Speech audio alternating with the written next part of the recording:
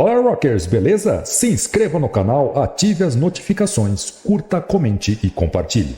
Neste último sábado, dia 16 de março, tive o privilégio de participar do Mariucci Metal Fest 4, no La Iglesia, em São Paulo, para comemoração do aniversário do mestre Luiz Mariucci, que completará mais um ano de vida no próximo dia 22. Agradecer por toda a parceria do próprio dono da festa, Luiz Mariucci, a primeira-dama do metal nacional, Fernanda Mariucci, pela recepção e organização, e Silvinha Nascimento, por ter me convidado e aberto as portas para eu poder conhecer e conversar com grandes nomes do metal brasileiro.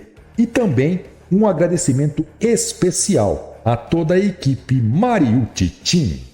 Além de todas essas emoções, ainda tive o prazer de entrevistar a talentosíssima guitarrista Helena Nagagata. Helena é carioca, nascida na Ilha do Governador, no Rio de Janeiro. É guitarrista, compositora, mestre em música e doutoranda em música pela Universidade Federal do Rio de Janeiro, a UFRJ.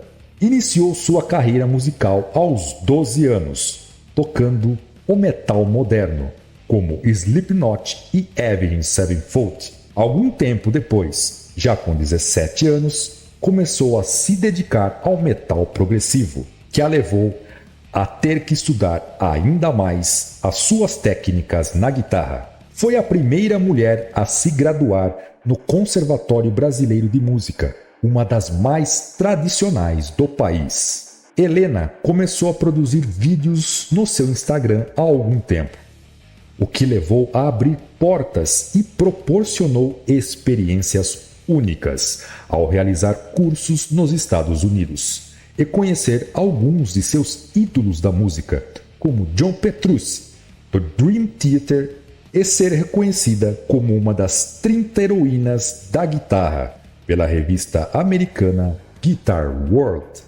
Integrou a banda brasileira de deathcore Sinaia, formada apenas por mulheres. Hoje, além de trabalhar em seu projeto solo e ter participado como convidada do projeto Xamangra, que reuniu grandes nomes do metal brasileiro, como os irmãos Luiz e Hugo Mariucci, Aquiles Priester, Thiago Bianchi, entre outros, ela também é professora de guitarra na própria UFRJ.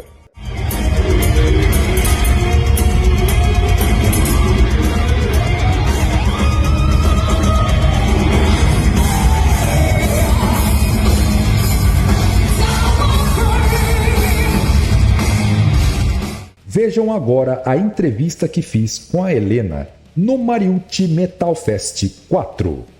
Fala, rockers, beleza? Hoje eu estou com uma convidada mais do que especial, Helena Nagagata. E aí, pessoal, tô muito feliz de estar aqui. Bom, perguntas rápidas, Helena.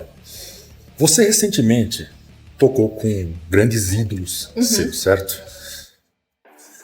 Como que foi essa experiência para você? E o que mudou na sua vida depois do Xamangra? Olha, é uma experiência surreal, de muitas formas, né? Como eu costumo falar, assim, subir no palco com essas pessoas. Quando você começa a tocar lá atrás, você é nova, né? Você tem sonhos, você quer ter uma banda, você quer fazer uma turnê, mas você um dia imaginar que você vai olhar pro lado e a sua banda é o Luiz, é o Hugo, é o Aquiles, são pessoas assim, a Hannah, o Thiago, são pessoas que escreveram a história do metal, nacional e internacional, é uma coisa... Você não imagina isso, você não aspira a isso, né? Sem dúvida. Não, tem gente que tem sonhos, né? Mas eu sempre fui mais humilde, assim, nos sonhos. Então, de diversas formas, foi uma experiência surreal. Muita responsabilidade, né? Eu tava bem nervosa naquele primeiro show, né? Depois a gente vai fazendo umas coisas, vai ficando mais tranquilo. Mas existe um respeito ali, você tem um legado, eles têm de carreira o que eu tenho de vida. Né? Eu tava estudando a Nothing to Say para esse show, a gente não tinha tocado no Xamangra, né? A gente fez agora. E ela saiu, foi gravando em 94, eu nasci em 96. Então eles estavam já lançando as coisas e eu ainda talvez nem fosse plano, né? Então, assim, é uma responsabilidade, é uma honra. É uma honra de verdade ser chamada para esse tipo de evento, né?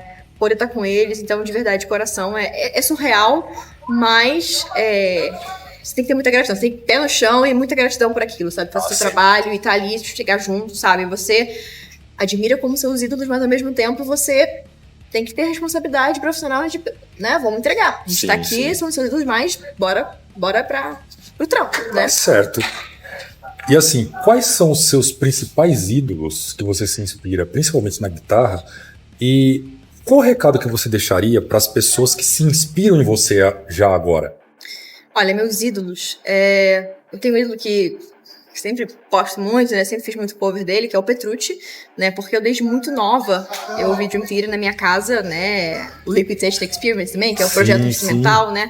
Eu lembro de ser muito pequenininha, eu não tinha nem ideia do que estava rolando ali, musicalmente. E eu lembro que desde muito pequena, né, tava passando DVD na sala, eu não tinha nem capacidade de entender aquilo que estava acontecendo. As músicas eram muito complexas, eu lembro que eu só ficava rindo ali, vendo aquilo, mas aquilo fica em você, né? Então o Petrucci foi uma pessoa que quando eu comecei a tocar guitarra, eu resgatei isso, né? Muito forte o prog, por isso que eu tenho tanta afeição e facilidade, às vezes, com coisa mais quebrada, né? Assim, eu gosto muito disso, que até foi muito bom pro Xamandra, né? Esses compassos quebrados, coisas mais, assim, difíceis de acentuação. Então, eu tive isso crescendo. Então, não é uma dificuldade pra mim, assim, cognitiva, né? Então, o Petrucci é meu ídolo assim, né? Porque tem mais adolescência também, de ser seu ídolo, né? Da adolescência. Sim. Nós sempre temos um, né? Sim. E é uma pessoa muito gentil também, tive a chance de conhecer, né? Então, isso é aquela coisa de você ter a sua visão do ídolo e aí quando você conhece pessoalmente, fica melhor ainda. Porque tem gente que às vezes se desanima, né? Tipo, putz, a pessoa, ela é mala, né? Ou ela tem alguns hábitos que você não gosta, mas não, ele foi uma pessoa sempre muito gentil. E, bom, tem uma pessoa que me marcou muito, que é o Sinister Gates, que é o guitarrista do Avenged Sevenfold. Eu tive uma fase também, bem metal moderno, assim, até, que também seguiu até hoje, mas ele foi uma pessoa, um guitar hero que me inspirou bastante. Agora a gente tem essa cameraman. Então é uma pessoa que me inspirou muito, tive uma fase bem extensiva, assim, tocando CDs inteiros do Avenged, assim, na época. E uma história engraçada é que eu não tocava solo, né? Tocava só as bases. Porque eu achava que solo era uma coisa muito difícil, que eu não teria capacidade de tocar solo. Eu faço a mesma coisa. E eu ficava, não, eu só vou tocar as bases. E foi bom, porque como tem coisas rítmicas, tipo, muita paletada inspirada em Metallica, tem muita coisa de mão direita, então ali eu desenvolvi muito bem mão direita por causa disso. Foi bom ter ficado nas bases, né? Aí depois que com o Petrucci fui usando pro solo, ó, quero tocar muito esse solo. Preciso aprender, preciso que a minha técnica chegue junto, e aí você vai melhorando. E aí também eu comecei a fazer os vídeos pro YouTube, pro Instagram, na pandemia, e eu pensei assim, o que eu gosto de fazer? Tocar prog. Então deixa eu tentar um nicho, ao invés de sair jogando tudo quanto é lado. E foi o que eu me nichei e foi até bom, porque foi o que a Fê viu, foi o que fez ela chamar, essa questão do melódico, do prog, do técnico. Então isso foi realmente graças a ter o Petrucci como ídolo e querer tocar as músicas dele.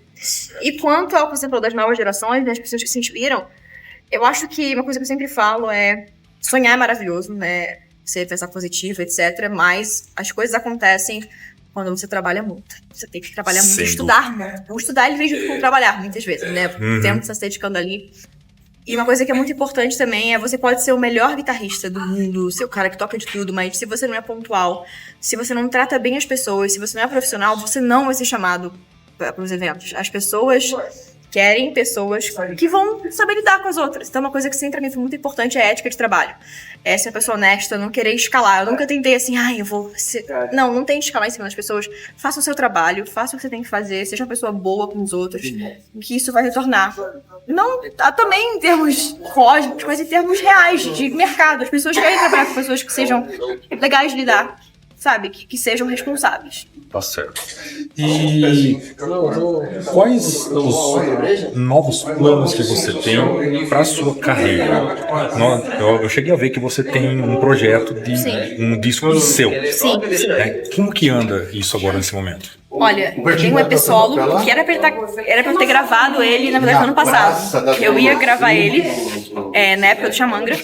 Eu recebi o convite e eu falei, não vai ter EP solo agora, não tem ninguém esperando, não tem data, né? Assim, não tem aquela expectativa. O Xamandra é mais importante, então eu abri mão de gravar na época, porque eu vou focar 100% nas músicas, né? Que eram 16 músicas, eram antes 17, e, né? Logisticamente a gente tirou um. Então, assim, era bastante coisa. Uma coisa é você tocar, já tocava, Carry On, assim, você realmente vai tocar as divisões novas de músicas, né? Tive várias reuniões com o Hugo, então foi uma coisa que eu precisei segurar. Mas agora aproveitei que o Xamandra, né, por enquanto estamos vendo o que vai ser, e eu terminei as gravações, então terminei inclusive na semana passada, né? Agora está na fase de mix e master, reamp, e eu quero fazer um lançamento legal. Então, a minha perspectiva é lançar uma margem boa no final de agosto. Porque vai ter a Conecta, que é a feira de música, né? Que são 4 dias esse ano, e é uma feira muito legal. Eu vou pela NIG, né? Pela NIG, a iBox, minhas empresas, e toquei na Conecta ano retrasado, mas tava querendo fazer o lançamento lá. Fazer um evento legal também e fazer lá o lançamento. Certo. Então, quero lançar com calma, né? Fazer vídeos legais, fazer as artes. Pro Spotify você tem que lançar, não pode sair soltando. Isso é uma coisa bem interessante que as pessoas saibam. Você tem que fazer um lançamento, né, planejado. Então, é isso. O projeto agora, lançar meu material solo. Não é sempre importante o guitarrista ter essa identidade. Olha, esse aqui é o que eu... É legal você tocar as coisas do Xamã-Gra, mas quem é você, né? Eu sempre no Xamã-Gra prezo a fidelidade. Boto um pouco meu, mas assim, respeitando o original. Sempre falo que é muito importante. Mas o projeto solo é a sua cara. Então, e além do projeto solo, continuar com o Xamã-Gra, né? Nos eventos que a gente tiver, o que for necessário. O Xamã-Gra é uma coisa que é incrível, uma oportunidade incrível. Então, é isso. Legal. Então, Helena, um recado então para os seus fãs e para os meus inscritos.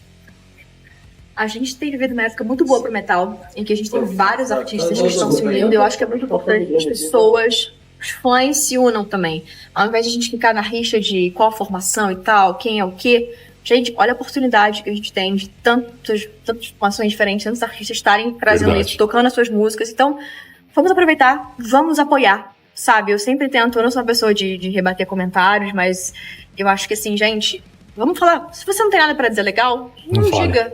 E vamos apoiar então, vamos curtir, vamos. Se você não gosta, não vai, não escuta, mas vamos, o que a gente pode apoiar, gente, isso é o que os artistas precisam para que existam, para que toquem. Então, se vocês gostam de metal de verdade, vamos apoiar, gente. Eu acho que é isso. Tá certo. Então é isso. Muito rock na sua vida e até mais.